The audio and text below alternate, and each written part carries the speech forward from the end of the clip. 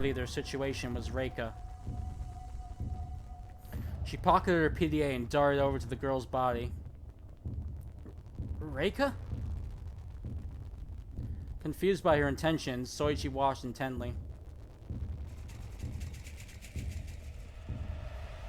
When Reika reached the girl, she lifted her body up. Then she began searching her person without the slightest reservation. Hey Reika, what do you think you're Soichi tried to stop Reika, but before he could finish, she caught a glimpse of the dead girl's face. That image ground his thoughts to a halt, as well as his attempts to talk down Reika. Reika, you mustn't disrespect the dead. Goda ran over to Reika and tried to stop her. The girl merely shook her off and continued searching.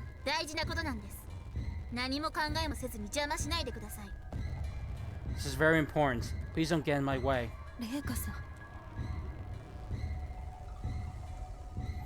Goda was rendered speechless by Reika's firm attitude. Just then, Reika finished searching the girl's body.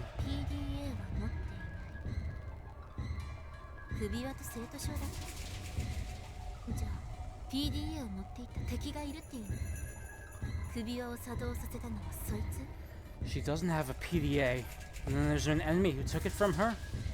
Were they the one who activated her collar? Reika muttered herself, putting her thoughts into order. In the meantime, she stood up and let go of the girl's body.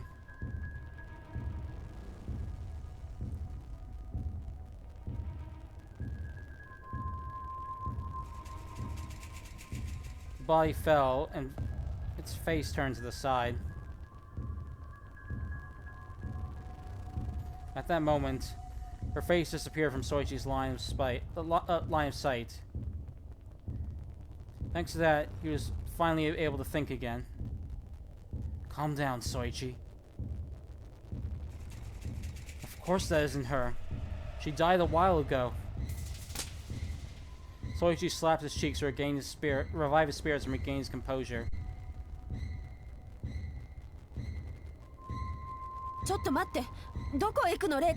Wait, where are you going, Reika? Soichi looked up to find Goda tugging Reika's arm, trying to keep the younger girl from leaving. Soichi watched the two of them fighting and stood up. He was intending to help Goda. I'm going to a safer place. I need to remove my collar. Wait, Reika, stay with us.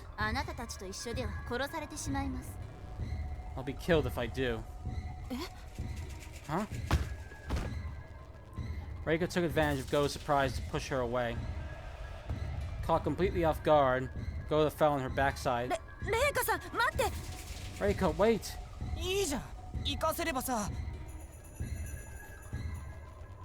Oh, whatever, just let her go. Wait, Reika. But Reika ignored Goda's, please.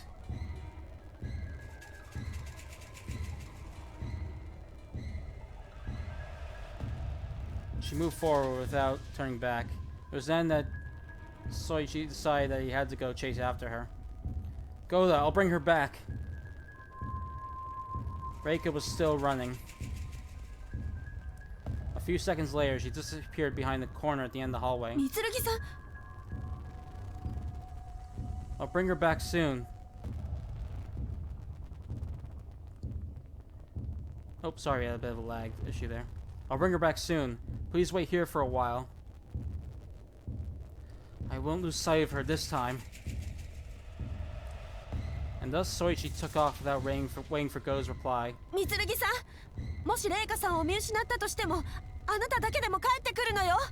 Mitsurugi, be sure to come back here even if you lose sight of her. Got it. And with those last words, Soichi sprinted up towards the corner in pursuit of Reika. Okay, this is probably going to be the last scene I do before I call off the stream for the day. Just letting you know ahead of time. Alright, 1 second. Just going to take a drink break for a moment.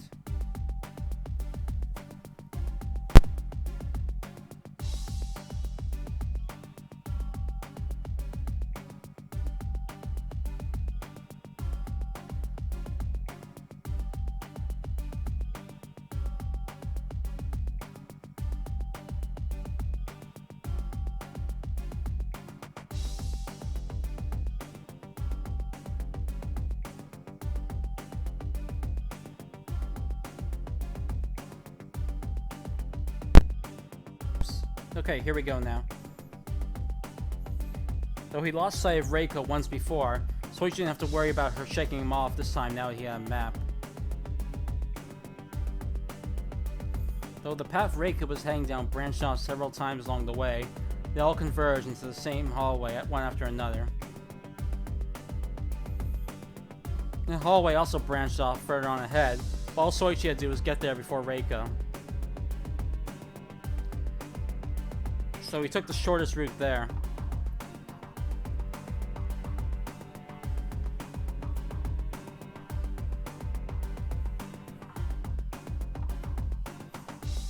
Even if Reiko was heading down the same way, he was confident he could catch up to her before she reached the fork. Why would you have to go off on your own, Reiko? He suspected Reiko hadn't trusted any of them from the start.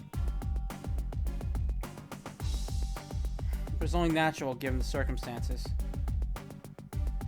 Especially considering her encounter with Rushiyama. She doubtlessly had more to worry about than the rest of the group.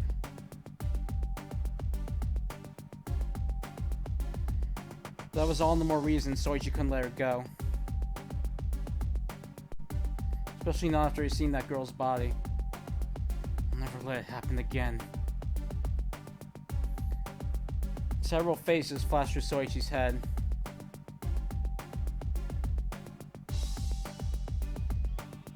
But they converged into one and spurred Soichi on, urging him not to let the tragedy repeat. Reika, are you there? Soichi called out to Reika as he scanned around. But there was no hide nor hair of her to be found. Soichi was already more than halfway to the fork. If Reika was heading down the same path as him, he'd be seeing her he'd be seeing her any second now. Maybe she took a different path? Then heading her off was his only shot. Soichi's pace hastened with that thought.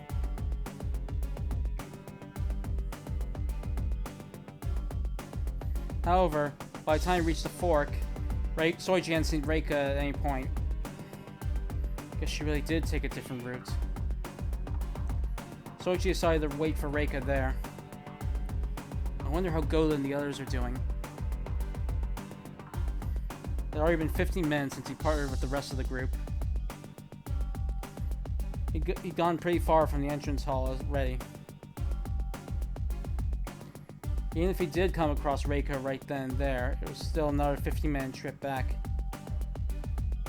But still, I think those rules were actually true. Soichi remembered the girl who'd been shot to death. It happened right after the group had received the message that the non-combat prohibition had been lifted.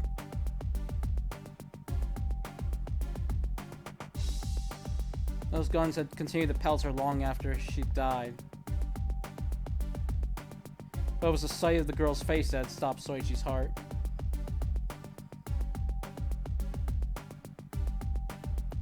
For she had been the spitting image of a girl who held a special place in Soichi's heart.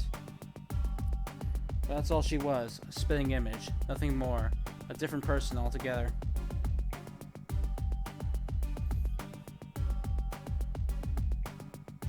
There was no way the person Soichi knew could be here. Oh man, they really did just look just alike. His heart wrenched at that thought.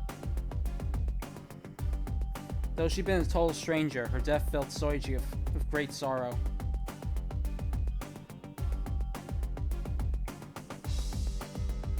But to Soichi, that was only natural. Her death had been so cruel. Only a monster would feel nothing about that. It just happened to him harder because of her resemblance to that girl. I can't let Reika end up that way. He didn't want to see someone else suffer a fate like that. So... all of a sudden, a shriek echoed through the hallway. Judging from the volume, it wasn't that far away. And that voice was... Reika? Soichi made a beeline toward the voice. That was Reika just now. Something bad must have happened. Reika's always ever-composed face flashed through Soichi's mind. She never shown any weakness, not even when she'd been accosted by Urashiyama. So if she of all people were screaming, then... Oops. Then she must have run into something horrible, like the kidnapper, or a trap like the one Goda had tripped. Something like that. I'm on my way, Reika.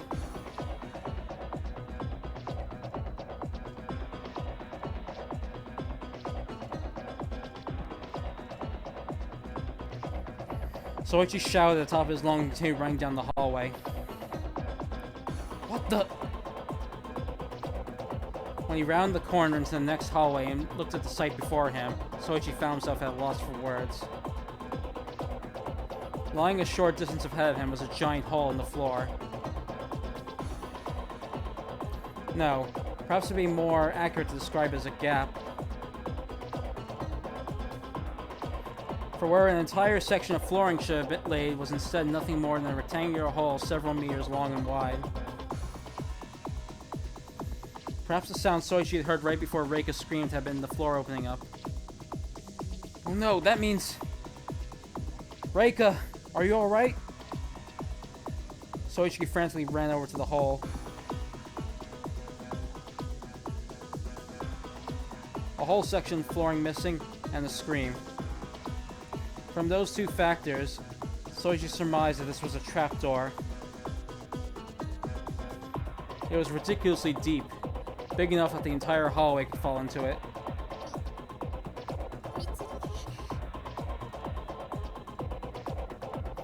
A quiet voice called up to Soichi. Relieved to hear a response, he bent down and looked into the hole. Reika! What the hell? Soichi was baffled. Though he figured out this was a trapdoor, looked down and revealed that Soichi's imagination failed to grasp just how bad it truly was. The hole was deep, several meters deep.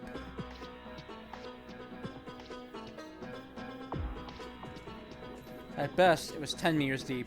In other words, the size of a 3-story building or so.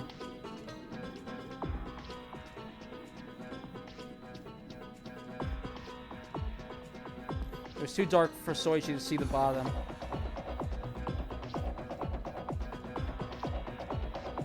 But he didn't need to see the floor to know that she'd be in danger if she fell from this height.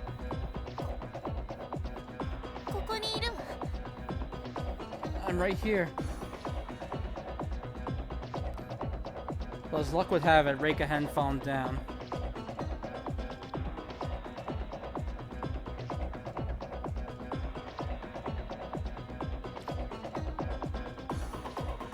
She was about a meter below Soichi, hanging on.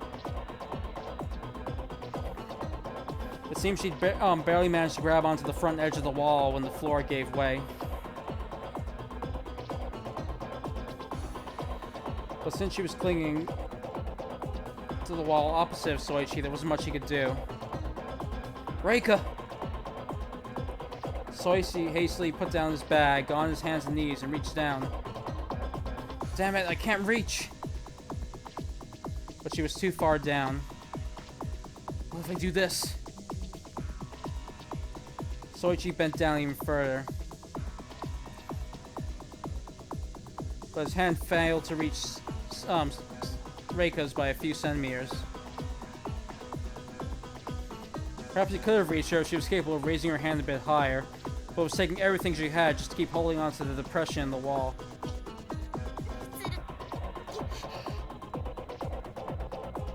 Hold on, Reika. I'll think of something. Soichi lifted himself out of the hole and rustled through his sports bag. The only thing that I can use is rope? My gym clothes? No, there's no guarantee they can support her weight. Besides, how could she possibly grab onto them? She's already struggling as it is to not let go. Soichi kept taking one object out of Soichi kept taking one object after another out of his bag. A change of clothes, pen and pencils, notebooks, textbooks, his ping pong racket. None of them could help Reika. Damn it, don't I have anything else? I don't have time to go looking around for something that can help Reika.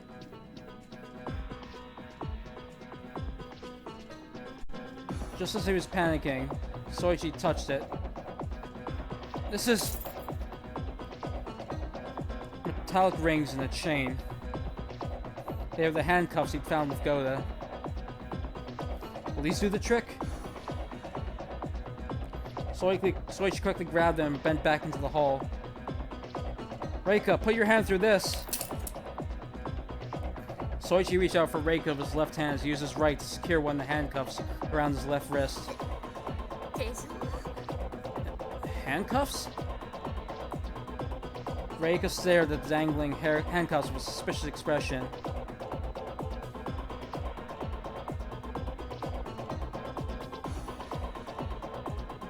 At the same time, fatigue began eating away at her face. She was at her limit. I don't have anything else I can use the rope. Hurry! But...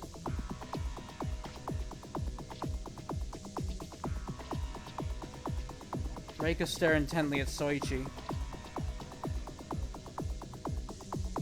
She couldn't tell what his intentions were. Whether he was simply trying to help her or if he had something else in mind. As such, he was trying to gauge what Soichi could possibly have to gain from saving her. She wondered if he was proposing some sort of bargain. Please, Reika. I don't have a way to save you if you fall down. So please...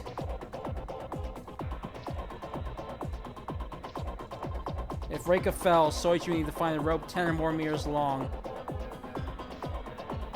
There was no guarantee something like that was lying around this building. And this floor became a forbidden area before he could. Reika would end up just like that girl. Alright. Reika hesitated for a few minutes. And then made up her mind. Guess there's no other choice, huh? Reika glanced down below her for a moment. The floor was quite a long way down. If she fell, she had no assurances that she'd be coming out unharmed. Himself, what could happen afterwards, Reika understood she had no choice but to accept Soichi's suggestion.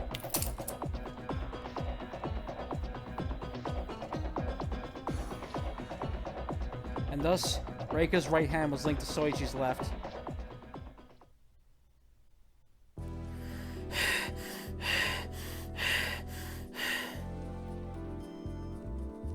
Several minutes later, Soichi managed to pull Reika out.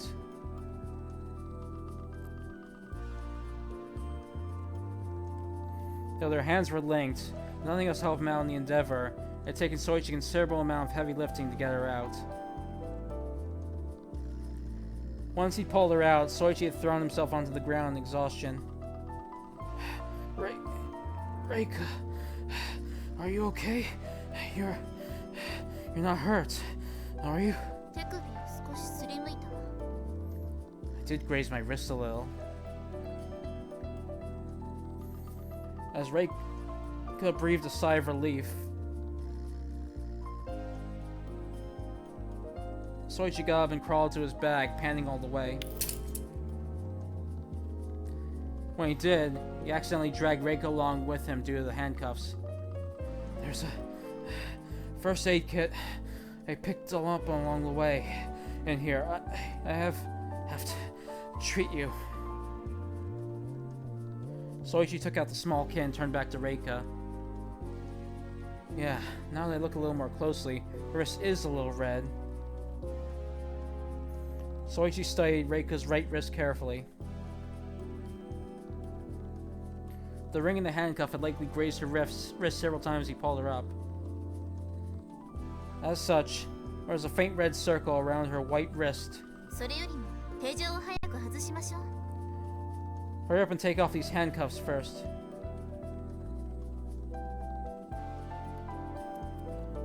Reika said this casually.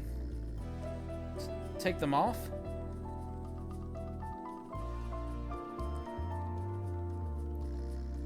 Soichi's face froze at Reika's comment. Wait a minute. These handcuffs didn't come with anything, did they? What's wrong? Hurry up and get the key. Reika lifted her right hand. The handcuffs swayed as she did. Reika? How do I put this? Put what? Soichi was quite uncomfortable at that moment. Crap, why is there no key? There isn't one. Isn't one? Isn't what? The breath of air Soichi exhaled at that moment was not due to the panting from earlier. These handcuffs don't have a key. What?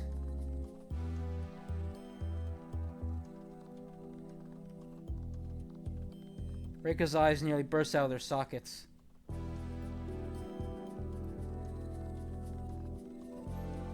The serious look that had been on her face all that time came crumbling down.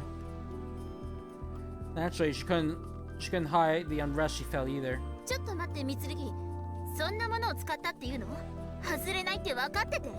Hold on, Mitsurugi. Are you saying you used those things knowing there was no way to get them off? Reika grabbed Soichi's left wrist with her right hand. The chain binding their arms rang with movement. I didn't have time to think about that. I was panicking. I forgot there wasn't a key. You were about to fall any second. I didn't have any other way to save you. Go ahead and search my bag if you want proof. How else was I supposed to do it?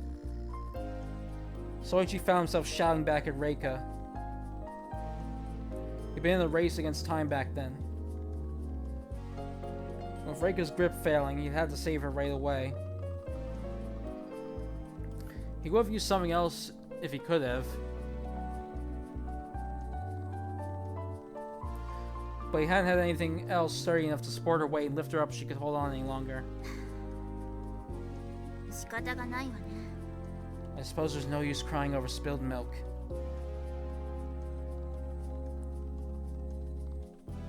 Reika breathed a sigh and nodded when she finished taking a look at Soichi's belongings scattered nearby.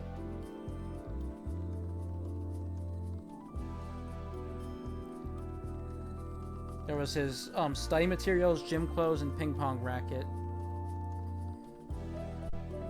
Just Soichi had said, that none of them would have helped a bit. I guess I should be thankful. Just guessing is good enough. Soichi reached for his bag as a flash of irritation ran through him. For now, let's see if I've got anything that can get these off. Soichi took out the knife he found with Goda.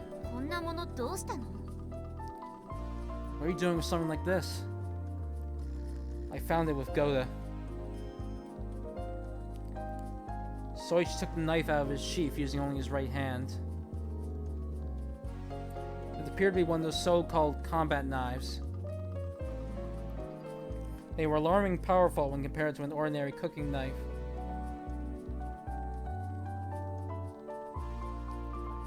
Reika, can you get on the floor for a minute?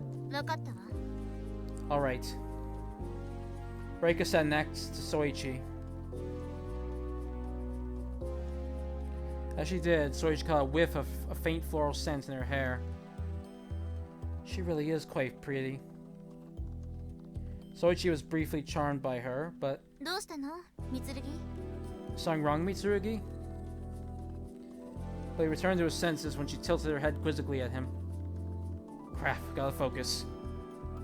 Sorry, was lost in thought in there for a sec. Could you bring the handcuffs so they're on the ground? Okay. Reika put her right hand on the floor. Soichi did the same with his left. With that, the chain between them was on solid ground. Please keep your hand absolutely still, Reika. I don't want to cut it by accident. Soichi pointed his knife at the chain. Alright. Then here I go.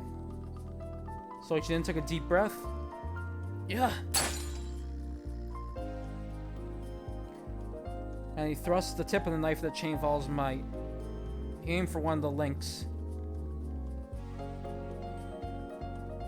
By hitting it with the edge of the knife coincided, he figured the strength of the knife and the force of the thrust could possibly loosen the chain enough to disconnect the link. Ow! Soichi let go of the knife as pain shot through his hand. Since he put all his force in that thrust, the impact rebounded right back into his hand. The knife slid away from him and Reika.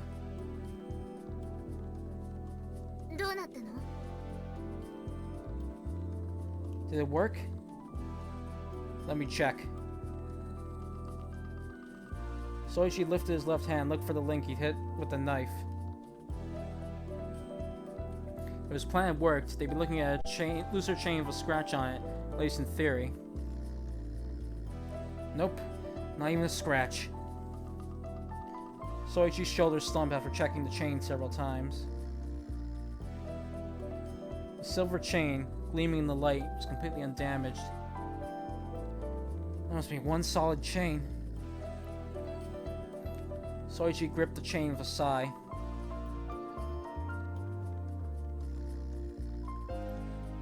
For a blow like that to have not left a single scratch on the chain, man, it must have been made out of a very high quality metal. It could be partially tungsten. I'll give it another shot. Thinking about it's not going to solve anything. All I can do is keep trying. Soichi reached for the knife with that thought, but Reika grabbed his wrist before he could. Don't bother, Mitsurugi. We'll just break the knife at this rate. Reika proceeded to pick up the knife with her slender hand. Take a look. The edge is chipped. And with supple fingers, she pressed against the blade of the knife. Soichi took a closer look. Just as she said, the shape of the knife's tip had changed slightly.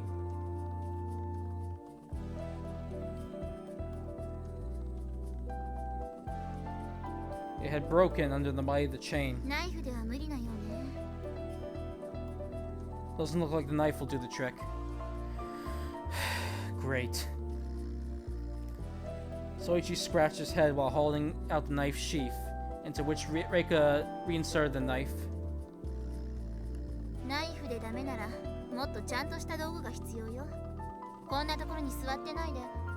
If the knife won't do, then we'll need something more suitable for the task.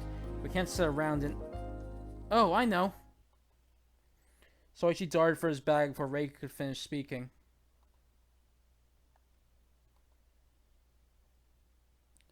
Reika, do you think this will work? What? Reika couldn't believe her eyes. For some reason, Soichi had taken the .38 caliber out of his revolver out of his bag. Maybe this pistol will be strong enough to break the... Reika? It was then that Soichi noticed Reika acting odd. Is that real? Reika timidly asked that as she stared at the revolver in Soichi's hands. She could tell from its appearance that it was. But nonetheless, she needed to check for herself. Yeah, sorry. I should have given you a heads up. Soichi realized he'd been too excited.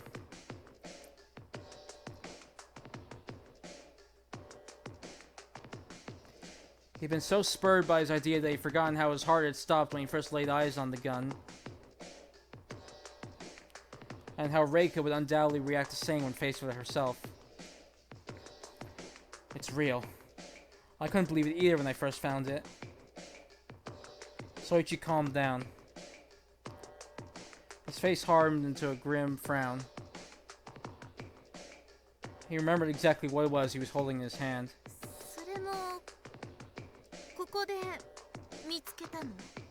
And you found it in this place too?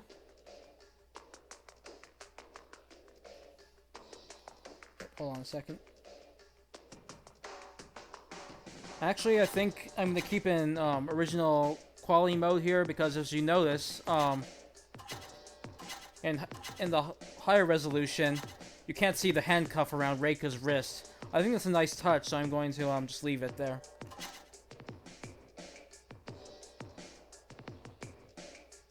Anyway, where was I? Oh, right. Reika continued for questions, choosing her words slowly and carefully.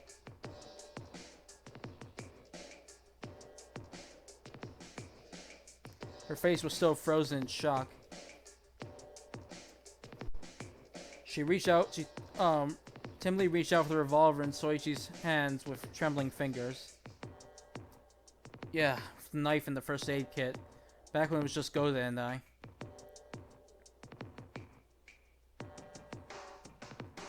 Soichi told Reika about how he found the gun. So you've even got weapons like that here. Reika touched the gun. Her fingers were still faintly shaking.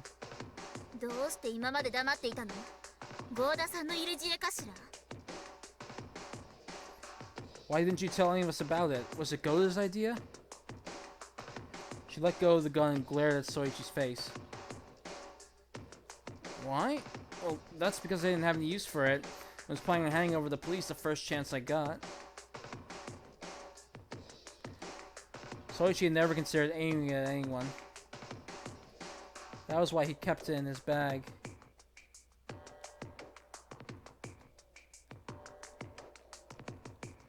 It was only afterwards that the situation taking the sudden turn for the worse. I'm sorry, it was only after that the situation taking a sudden turn for the worse, and the idea of using the gun in an emergency became a possibility. That's all there was to it. Well, fine. Reika clearly wasn't satisfied with the explanation. But she decided not to press any further and put her right hand back on the ground. Give it a go. Alright. Soichi also put his left hand on the floor. This part's the safety, right? Remembering all those movies where the characters forgot to turn off the safety, and his own experience with BB guns, Soichi turned the part on the side of the gun. It should fire now. Soichi pointed the revolver. Oh wait, sorry.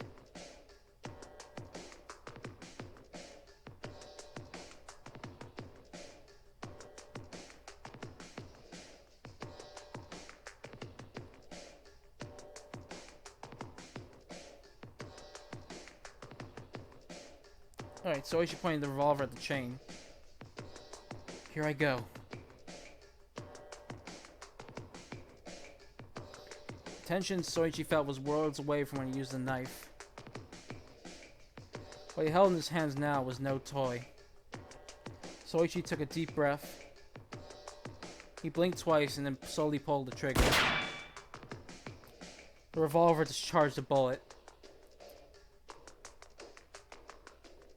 The recoil was greater than he expected, so Soichi almost dropped the gun, but filled his right hand with strength and managed to keep a hold of it. How's the chain? Soichi continued gripping the gun as he timidly lifted his left hand. Oh. but the chain was still intact. Though one of the links had changed shape slightly, the shot hadn't been enough to break it. But I did damage it, so if I keep on doing it...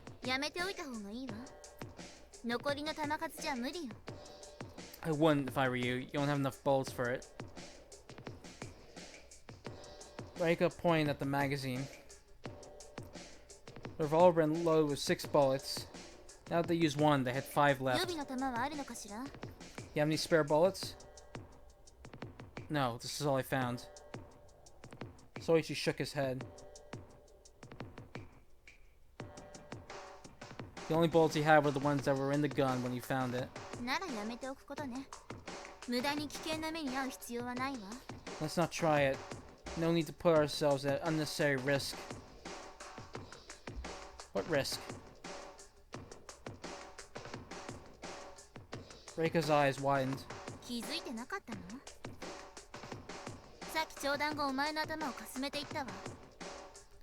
You didn't notice? That bullet ricocheted and grazed your head. Reika pointed right behind Soichi. A bullet hole had dug into the wall right behind him. The bullet had bounced off the chain, wall, and ceiling before grazing right past Soichi's head before colliding with the wall behind him. What the?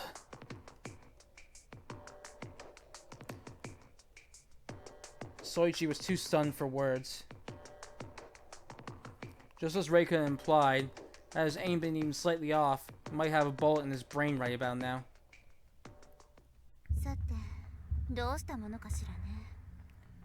Alright then, what to do now?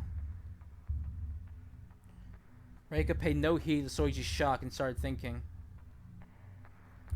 It doesn't seem like he's planning on hurting me for now, but still. Since Soichi had been secretly carrying a knife and gun on him, she still couldn't let her guard down. She quietly observed Soichi as her mind analyzed the situation. She didn't trust him. However, it didn't seem like he had any intention of doing anything to her right away. After all, he could have simply not saved her if he felt like it. But wait, now we're handcuffed together, I don't have to worry about him killing me. If he did, you have to drag dozens of if he did, then you have to drag dozens of kilograms around with him wherever he went. I don't think he's that stupid. First things first, I have to get this chain off me as quickly as possible.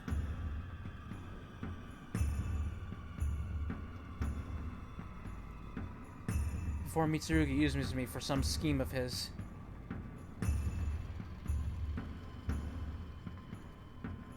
Reika didn't trust Soichi in the slightest. However, it wasn't just him. She didn't trust anyone in the building.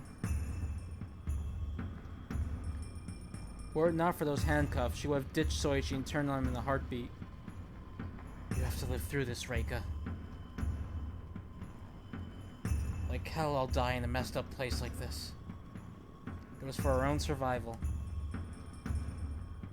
She couldn't let herself trust any of those unreliable strangers. She wanted to have a guaranteed chance of survival.